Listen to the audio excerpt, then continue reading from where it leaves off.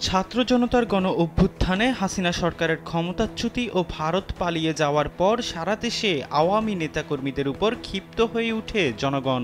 দেশের বিভিন্ন স্থানে বিগত সরকারের আমলে আওয়ামী রাজনীতি ও বিভিন্ন অনিয়মের সঙ্গে জড়িত ব্যক্তিদের ধরে গণপিটুনি দেয়া হয়, এতে অনেকেই নিহত হয়।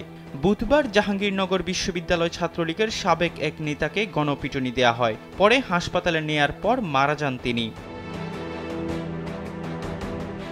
জানা যায়, বুধবার সন্ধ্যায় শামীমকে বিশ্ববিদ্যালয়ের প্রান্তিক গেট এলাকায় দেখতে পান কয়েকজন শিক্ষার্থী। এ সময় উপস্থিত বিক্ষুব্ধ কয়েকজন তাকে মারধর করে প্রক্টর অফিসে নিয়ে যায়। পরে প্রক্টোরিয়াল বডি তাকে পুলিশের কাছে সোপর্দ করে।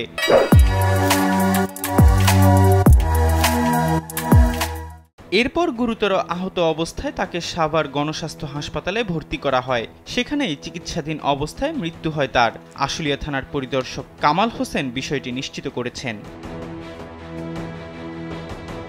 নিহত শামীম বিশ্ববিদ্যালয়ের ৩৯তম ব্যাচের শিক্ষার্থী ছিলেন। তার বিরুদ্ধে গত ১৫ জুলাই রাতে ভিসির বাসভবনে শিক্ষার্থীদের উপর হামলার অভিযোগ রয়েছে।